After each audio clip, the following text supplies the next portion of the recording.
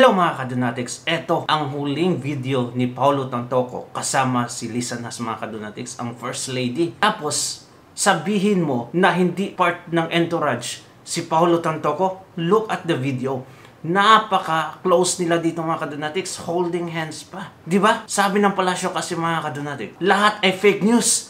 Pati ba ngayon mga kadonatics, fake news pa rin? Ay yung Los Angeles Police County Report na mga kadonatics, makikita mo doon na andon talaga yung pangalan ni Lisa Nas at namatay nga sa overdose. Ngayon, sabihin mo fake news lahat? Propaganda daw?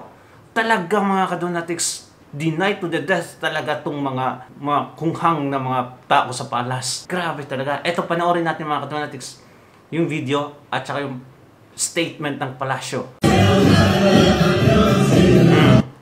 Lupat ka mga kadonatics.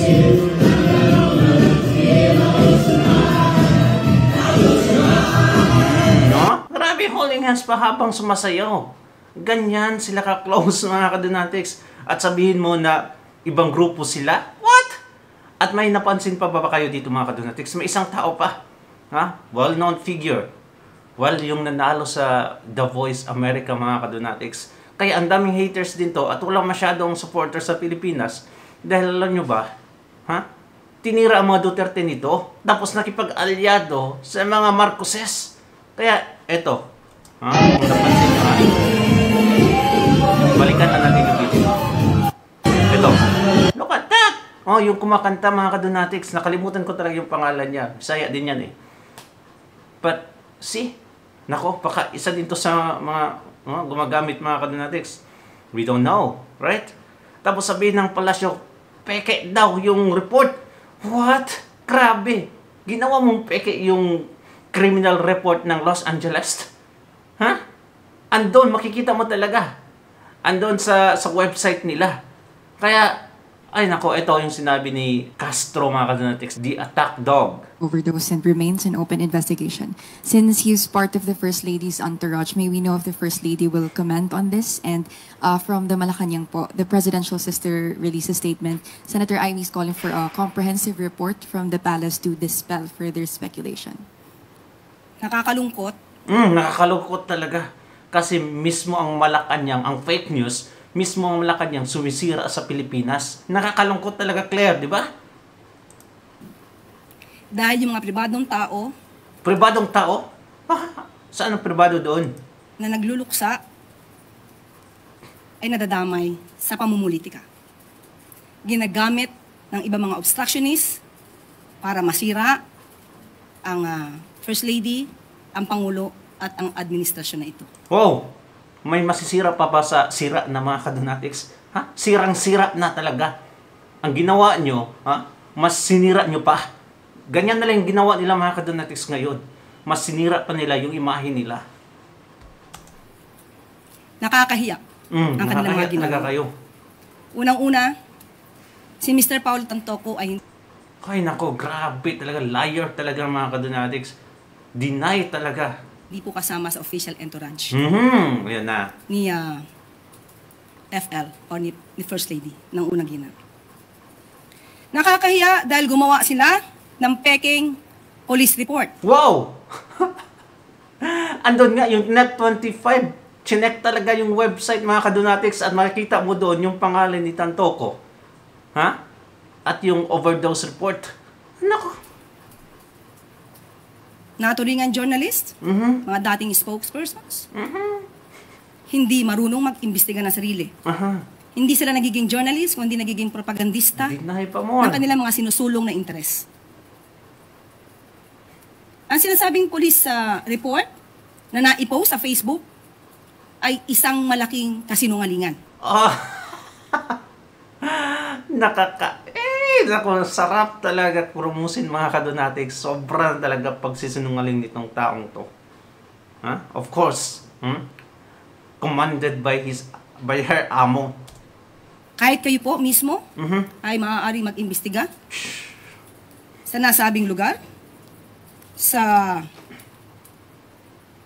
Beverly Hills Police Department, para malaman nyo na yung nilagay sa Facebook na may guhit na color pink, kung hindi ako nagkakamali, ang parting yon ay dinagdag lamang.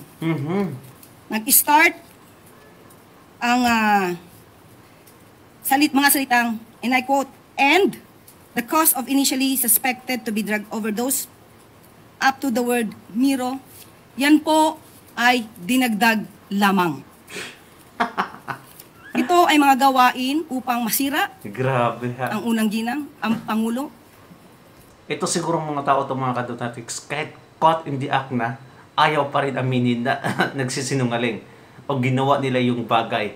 Grabe, wala kang negatibo na narinig galing sa kanila patungkol sa palasyo. Puro positive mga kadonatics, kahit grabe, nagkaletse-letse na yung Pilipinas. At ang administrasyon na ito para sa pang-personal na interes. Tandaan po natin, ang unang ginang po, nung siya ay nasa Los Angeles, ay meron po siyang security service na provide ng US. At meron din po siyang kasamang PSG. Hindi rin po siya nag-stay sa nasabing hotel ni Mr. Tantoco. Iba po ang kanyang hotel. It doesn't matter kung nagstay siya or hindi, as long as andun siya sa loob nung nangyari yung insidente. Kasi 12 p.m. pa yun mga kadonatics, hapon yun. Hindi naman yun madaling araw o gabi. 12 p.m. baka may party sila sa loob na yun mga kadonatics. Kahit pa andun ka sa ibang hotel, kung pumunta ka para makipag-party tapos yun ang nangyari. Kaya yung reason na hindi sa same hotel, it's nonsense talaga. Ganyan mga utak ng mga spokesperson ng palasyo. At meron po siya mga activities. March 8. Kung pwede po nating makita, maipakita sa monitor. Sige. Yan. March 8, makikita niyo po sa screen na mayroong konsyerto para sa Pilipino. Makikita niyo sa larawan din, Secretary Cristina Frasco. March 8 yan ginanap, hapon hanggang gabi. Paanong masasabi ng mga obstructionist na to, ng mga fake news peddlers na to, ang patungkol sa nakita nila mga tao doon sa vicinity? Kaya po yan ay dinagdag lamang. Wow! Totoo nga, kaya mga kadonatics na March 8 talaga yung concert na yun. Nandito naman po yan sa Facebook ng unang ginang. Pero kahit ito po ay nasa Facebook at ito po ay nai-report naman, pilit nilang binabago ang kwento at nakakalungkot dahil Kasi halos lahat ng mga images or pictures na ipinost ni First Lady, edited. During that time na nawala siya mga kadonatics. Edited masyado. Sino pang maniniwala sa mga post nyo? kapwa Pilipino ang kanilang niloloko para sa kanilang personal na interes. So muli, sa mga journalist na nagpapanggap na kayo journalist, pero lumalabas na kayo propagandista, maawa po kayo sa bansa. Maawa po kayo sa taong bayan. Huwag niyo pong lokohin ang mga Pilipino. Ay, nako. Grabe. Ay, look at yourself and tell that to yourself. Tell that to your amo. Maawa kayo sa Pilipinas. Maawa kayo sa taong bayan. Eto mga kadonatics. Ha? Kahit yung mga commenters dito, galit na galit na. Eto. Basahin muna natin. YAWA, Kakler, mahiya ka sa sarili mo, lalo na sa pamilya mo. Ikaw ang isang queen of fake news. Big words, kapwa Pilipino. Huwag lokohin ang Pilipino. Came from her freaking mouth and Claire. Galit na talaga yung mga tao, mga kadonatics. Hair follicle test for BBM and Liza Nas. Ang source ng fake news ni Bangag, BBM, the Bangag FL. Don't see? US fake news. See? Paano naging fake news yung report ng Los Angeles Police County, mga kadonatics? Galing mismo sa US yung balita. Nasa website. Paanong pinagsasabi nitong tagubo na to?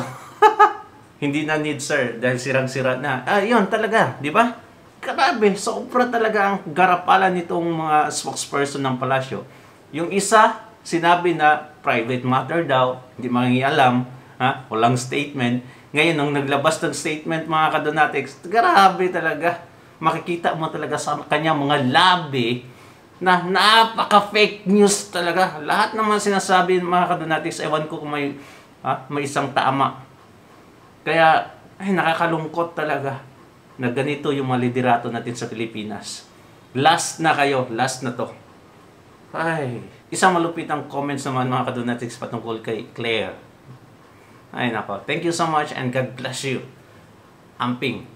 Bye-bye.